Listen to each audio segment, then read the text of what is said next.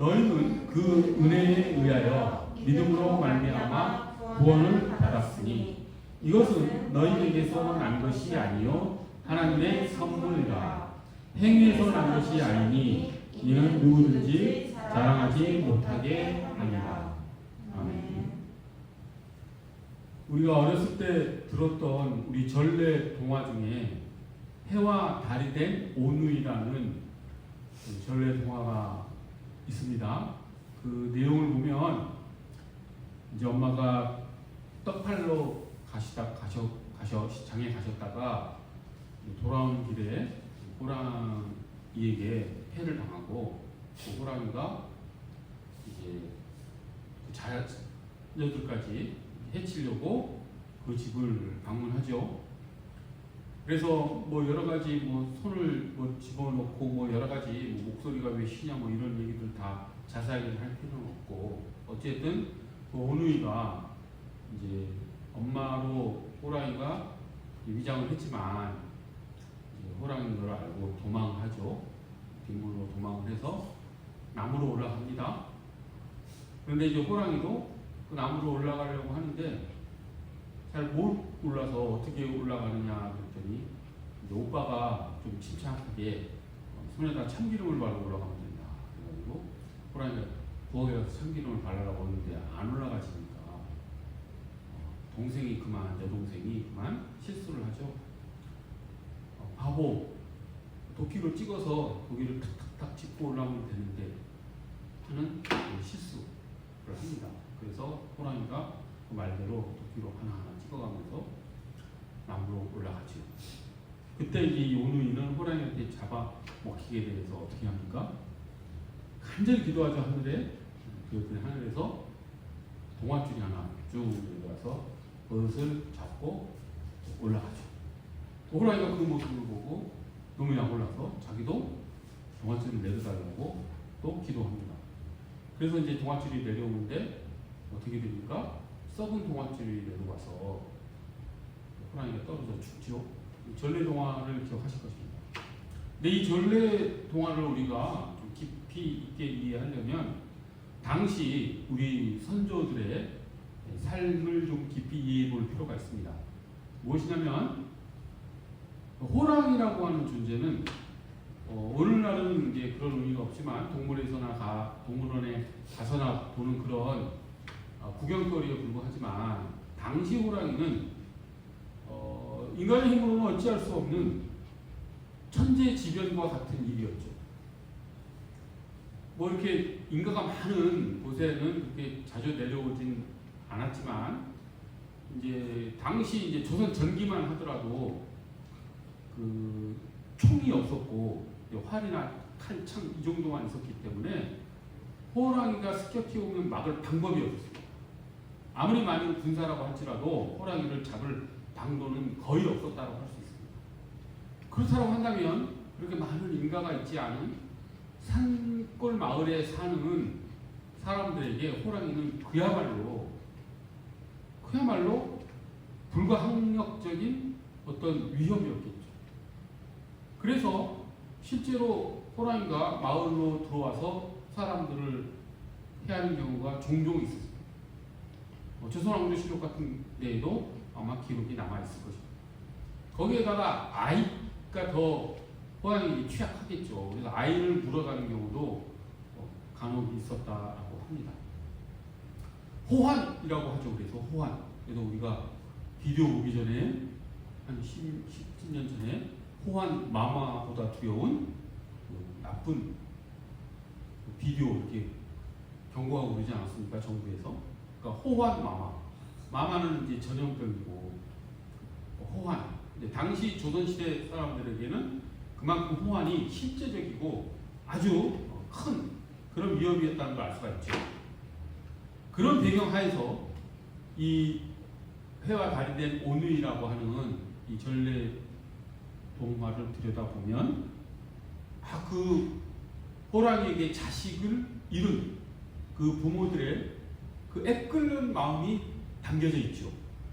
자기 자녀를 만약에 호랑이한테 뺏겼다고 생각해 보십시오. 부모 마음이 어떻겠습니까? 정말 말로 다할 수 없는 고통이 임하지 않겠습니까? 근데 그것을 이제 문학적으로 승화시킨 것이 전래동화인 것이죠. 내 아들과 딸이 내가 밖에 나가 있는 동안 호랑이에게 물려갔는데 그 아이들이 사실은 해와 달로 이렇게 존재가 변화되어 지금도 세상을 비추고 있다 라고 하는 그런 마음으로 그 사건을 되돌려 본다면 어떻겠습니까? 조금이라도 마음의 위안을 받겠죠. 착했던 자기 자녀들이 그냥 죽음이 아무런 의미가 없는 것이 아니라 지금도 그 하늘의 어떤 신령한 존재에 의해서 구원을 받아 하늘의 해와 달이 되어 지금 나를 비추고 있다라고 생각을 하면 그나마 마음의 위안이 되겠죠. 이런 식으로 우리 선조들은 어떤 그런 고난을 그리고 어떤 그런 자연재해 이런 비극들을 문학적으로 이렇게 승화시켜 나가면서 생존해 나갔다라고 할 수 있습니다. 그러니까 일종의 그것도 구원이라고 할 수가 있죠. 어려운 가운데 빠져 있는 민중들이 그런 동화를 통해서라도 마음의 평화 그리고 어떤 영적인 구원을 얻겠다라고 하는 바람이 그렇게 전래 동화로 나타났을 것입니다. 자, 그런데 이제 우리가 여기서 살펴볼 것은 무엇이냐면 해와 달이 된 오누이라고 하는 그 전래 동화에 나타난 구원이죠.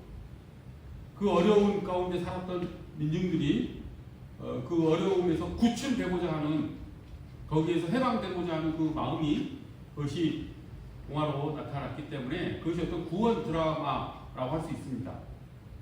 그 구원, 해와 달이 된 오누이라고 하는 그 구원 드라마에서 나타난 구원과는 무엇이고 또 우리 기독교도 구원을 말하지 않습니까?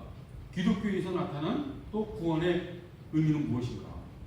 혹시 둘의 공통점은 있는지 또 차이점은 무엇인지 이것을 들여다보기를 원합니다. 그것을 들여다봄으로써 기독교가 정말 진리이구나, 기독교만이 우리를 진정 구원해 줄 수 있구나 라고 하는 것을 우리가 깨닫고 그 구원에 감사하는 신앙생활을 하기를 간절히 소원합니다. 먼저 이제 해와 달이 된 오누이에서 나타난 구원 어떤 것입니까? 그 바탕 그 배경에 대한 설명을 했지요. 그런 위협 속에서 구출되기, 해방되기를 바라는 마음이라고 했습니다. 그래서 어떻게 구원이 됐습니까? 어떤 신령한 존재가 그 아이들의 간절한 기도, 그때 나무 위에서 밑에서 호랑이가 올라오는데 거기에서 벗어나고 싶은 마음이 얼마나 간절했겠습니까? 그래서 아주 간절한 마음으로 기도를 했더니 하늘이 그것을 감동을 해서 동화증을 내려주고 그리고 그들이 하늘에 올라가 해와 달로 변화되어 영원히 어떤 초월적인 존재로서 살게 되었다. 이것이 해와 달이 된 오누이에 나타난 구원관이죠. 이것도 분석해 보면 어떻습니까? 이제 먼저 구원의 주체가 누구입니까? 구원의 주체는 어떤 신령한 어떤 힘을, 어떤 하늘의 어떤 힘, 존재가 구원을 해줬다라고 한 것이죠. 하늘에 있는 어떤 엄청난 어떤 존재가 구원을 해줬다. 그리고 구원의 방법은 무엇이었습니까? 간절한 기도로 인해서 그런 구원의 결과가 나타났다라고 했죠. 그래서 구원의 주체와 구원의 이제 방법이 해와 달이 된 오누이에서 우리가 살펴볼 수가 있습니다. 또 구원의 결과는 어떻습니까? 구원의 결과는 생명이 보존됐죠. 생명이 보존되고 어떤 존재의 어떤 변화, 초월적인 존재로 변화됐다라고 하는 것을 알 수가 있습니다. 그런데 이런 관점으로 해와 달이 된 오누이에서 나타난 구원관을 우리가 간단하게 살펴봤는데 이것과 기독교의 구원은 어떻게 다를까? 그것을 우리가 살펴보기로 합니다. 먼저 구원의 주체가 해와 달이 된 온 위에서 나타난 구원의 주체와는 완전히 다르다라는 것. 그건 어떤 점에서 다르냐면 이것은 다른 어떤 종교나 철학에서 나타나지 않는 기독교만의 특성인데 그것이 무엇이냐면 그 우리를 구원해 주시는 그분이 인격성을 지니고 있다라고 하는 것. 즉 우리와 대화하시고 우리의 생각을 아시고 우리의 말을 들으시고 서로 소통할 수 있는 분이 우리의 구원의 주체라고 하는 것. 그러니까 우리가 구원해달라고 요청하는 그 대상이 인격성을 가지고 있다고 하는 것. 그것이 기독교만의 특성입니다. 기독교 구원에서 나타나는 유일한 특성이죠. 그래서 그 인격적인 하나님께서 결국은 우리를 구원하시기 위해서 어떻게 하셨습니까? 사람이 되어서 이 땅에 오셨죠. 그래서 실제 우리가 손으로 만져볼 수 있고 눈으로 볼 수 있는 분으로 이 땅에 오셔서 인류를 구원하셨죠. 이런 종교는 없는 것이죠. 그 어떤 신화나 동화를 보더라도 역사적으로 어떤 실제 어떤 한 개인이 하나님이다라고 주장하는 종교는 없습니다. 그것은 무슨 뜻입니까? 우리를 구해 주시는 그분이 인격적인 분이라고 하는 거예요. 그것이 여타 종교하고 완전히 다르다는 것이죠. 그것이 우리가 첫 번째로 알아야 될 기독교 구원의 진리적인 특성입니다. 그 다음에 이제 더 중요한 것, 앞으로 더 중요하다는 표현이 이상할 수 있는데 아주 중요한 또 특징이 뭐가 있냐면 이 해와 달이 된 온유에 나타난 구원의 방법이 어떻습니까? 구원의 조건이 간절한 기도였죠. 그래서 하늘이 그것을 감동해서 응답해 주셨다라고 하는 것이 해와 달이 된 온유에 나타난 구원의 방법 조건입니다. 근데 이것은 해와 달이 된 온유에 나타난 구원의 방법일 뿐만 아니라 다른 여차 종교에서 다 나타납니다. 이슬람교도 그렇고 불교도 그렇고 그리고 도덕 철학사상 다 그렇습니다. 그래서 우리나라 말에도 그런 말이 있죠. 진인사 대천명. 인간이 할 일을 다 하고 하늘의 뜻을 기다린다 라고 하는. 그리고 우리 조상들은 할머니들이 또는 부모님들이 그 맑은 물을 이렇게 뒷마당에 다 떠놓고 비나이다 비나이다 하면서 그 간절함을 어떤 신적 존재에게 간구하고 그를 통해서 어떤 복을 받고자 하는 그런 행위들을 많이 하지 않았습니까? 근데 이것이 우리 조상들에게만이 아니라 전 세계 과거 현재에 걸쳐서 일어나는 아주 일반적인 현상이죠. 근데 기독교는 어떻습니까? 전혀 아니죠. 기독교는 어떻게 구원이 이루어집니까? 인간 측에서의 어떤 노력이나 어떤 선행, 능력 이런 것들을 보고 하나님께서 감동하셔서 구원하신 것이 아니라 아무런 자격이 없는 우리를 하나님의 한량없는 사랑으로 그 하나님의 한량없는 값없는 사랑을 은혜라고 하죠. 그 은혜로 선물로 우리를 구원해 주셨다. 이게 기독교 구원의 방법입니다. 완전히 다르죠. 우리 그리스도인들은 이 지점에서 세상 사람들이 가지는 생각과 완전히 다른 그런 어떤 가치 철학을 가지고 살아야 합니다. 은혜에 의해 우리가 구원받았다. 예수 그리스도의 십자가 대속의 은혜로 우리가 값없이 우리의 어떤 능력이나 우리의 어떤 선행이나 이런 것과 관계없이 우리는 구원을 받았다 라고 하는 것을 우리 삶의 근원으로 삼아야 된다라고 하는 것이죠. 우리의 정체성의 그 근원이 거기에서 흘러나와야 합니다. 우리의 존재 자체는 은혜에 의해서 살아가는 그런 존재라고 하는 것. 그것이 나의 정체성의 본질이라고 하는 것을 우리가 우리 삶 속에서 살아내야 되죠. 이것을 살아내지 못하면 어떻게 됩니까? 그 세상에서 가지고 있는 어떤 구원관, 인간의 노력이나 능력이나 어떤 선행으로 구원을 얻을 수 있다라는 생각으로 세상을 살아가면 어떻게 되겠습니까? 그 구원이 이루어질 수가 없죠. 좀 곰곰이 생각해 보면 가장 무서운 게, 신앙생활에서 가장 무서운 게 무엇이냐면 자기의입니다. 교만이라고도 표현할 수 있죠. 이게 정말 무섭습니다. 자기의에 빠지거나 교만에 빠지면 자기 자신을 절대화하기 때문에, 자기가 세상의 그 누구보다도 더 뛰어난 사람이다라고 생각을 하기 때문에 그 사람은 이제 교만한 존재로서 하나님보다 더 높아지는, 모든 사람을 다 자기보다도 낮게 보는 그런 존재로 변화될 수밖에 없죠. 그러니까 해와 달이 된 우리에서 나타난 그런 구원의 방법으로 만약 구원이 이루어진다 라고 한다면, 인간은 자신의 노력, 자신의 간절함, 자신의 선행 등을 통해서 구원을 이룬다라고 하는 것인데, 진짜로 그렇게 해서 자기가 구원을 이뤘다라고 생각하는 단계에 이르렀을 때의 그 사람의 마음은 교만으로 가득할 수밖에 없다는 것이죠.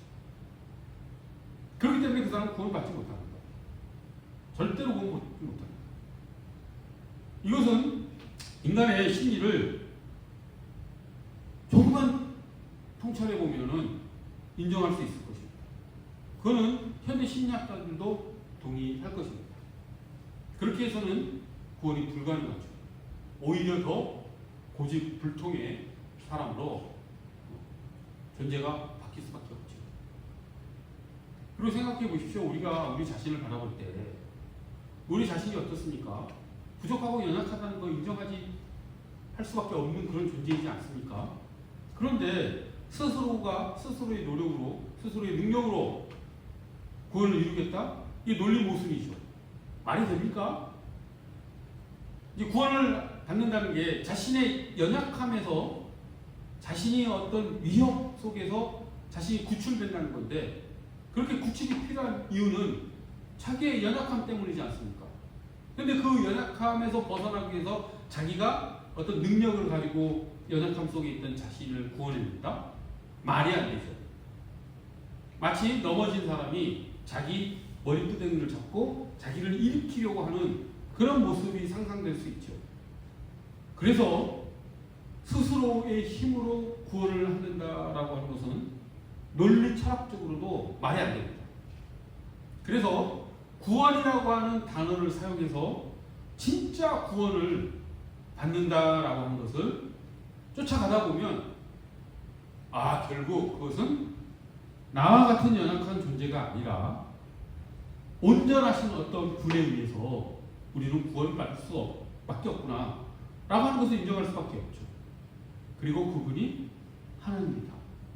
그리고 그분이 성경에 계시된 예수 그리스도이시다 라고 하는 것을 인정하지 않고는 우리는 구원받을 수가 없는 것입니다. 이것을 믿음이라고 하죠. 그 은혜에 의해서 우리가 구원받았다 라고 하는 것을 인정하는 것, 그것을 믿음이라고 합니다. 그래서 오늘 본문을 보십시오.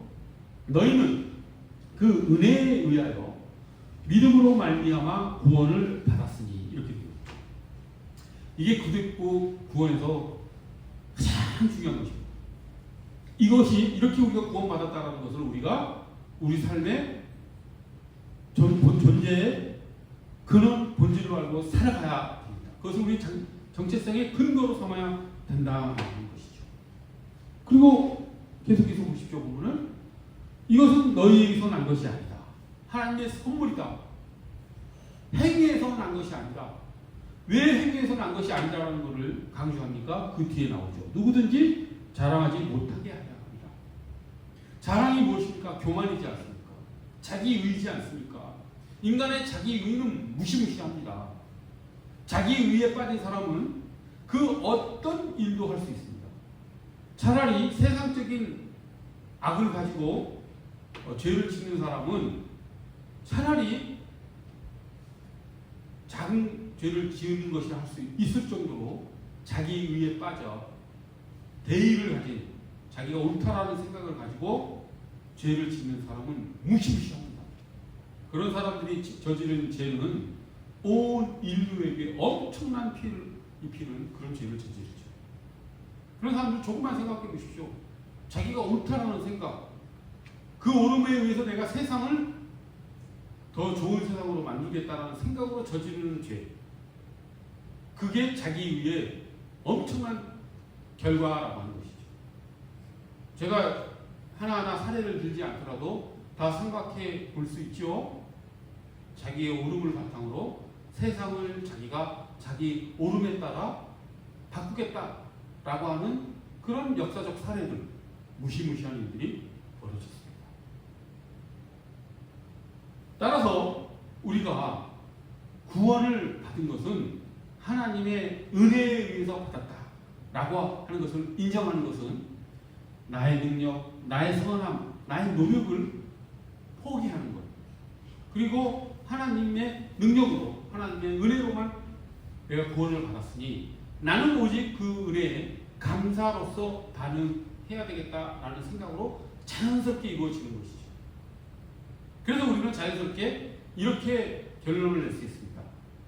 우리의 선행은 그러면 무엇이냐? 그럼 우리는 선행을 하지 않고 살아도 되느냐? 구원받는데 우리의 노력이나 우리의 선행은 필요 없으니 그런 거 우리가 살아가면서 하지 않고 살아야 되느냐? 아니라는 것이죠. 선행은, 착한 행동은 그 구원의 결과입니다. 우리가 구원을 받았기 때문에 감사에서 나오는 자연스러운 우리의 삶의 모습입니다. 한번 생각을 해보십시오. 살아있는 나무에게서 열매가 맺히지요. 그렇죠?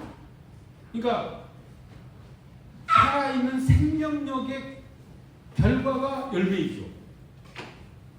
우리를 나무로 대입하고 열매를 우리의 선행으로 대입했을 때 그런 비유를 한 것입니다. 근데 만약에 선행으로 우리가 구원을 받는다라고 하면 어떤 그 비유에서 이상한 그림이 그려지겠습니까? 열매로 그 나무를 살릴 수 있다라고 생각하는 것이죠. 선행으로 우리가 구원을 받는다라고 생각하면 그건 무엇입니까? 열매가 맺히 있는데 그 열매만 있으면 나무가 살아날 수 있다라고 생각하는 것.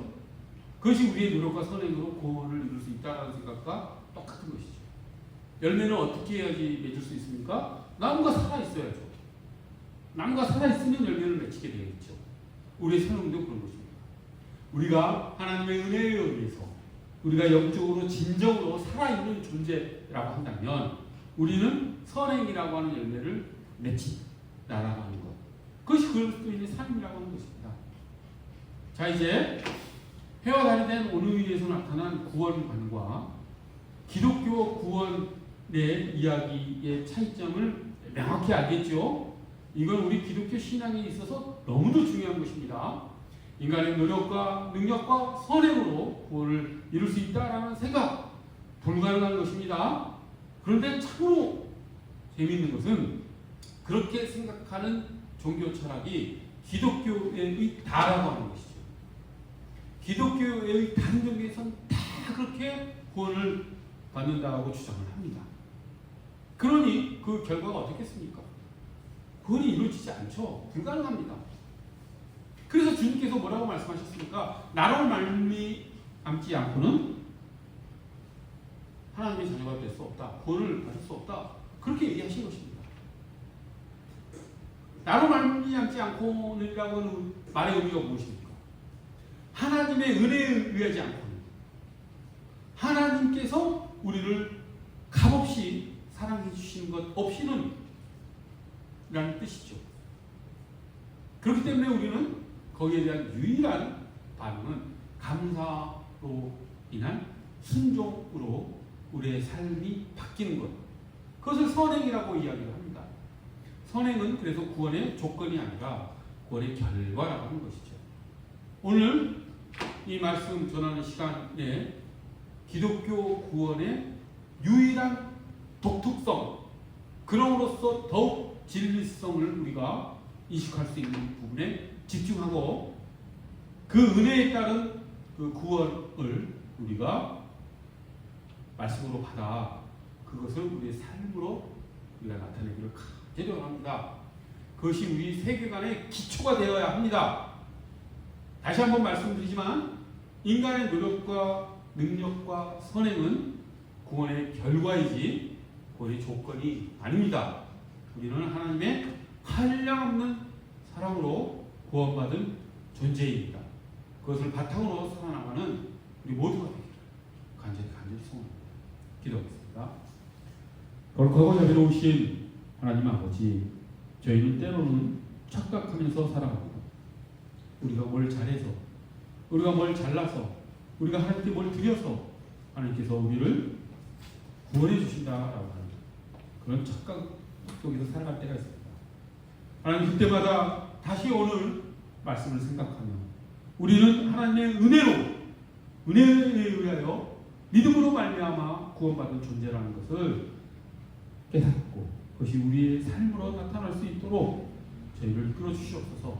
그를 위하여 성령 하나님께서 우리 마음 가운데 항상 우리를 인도하시고 이끌어 주심을 저희가 믿사오니 항상 그 인도함에 순종하는 삶을 살아갈 수 있도록 저희를 붙들어 주시옵소서. 감사드리며 예수 그리스도 이름 받들어 기도드립니다.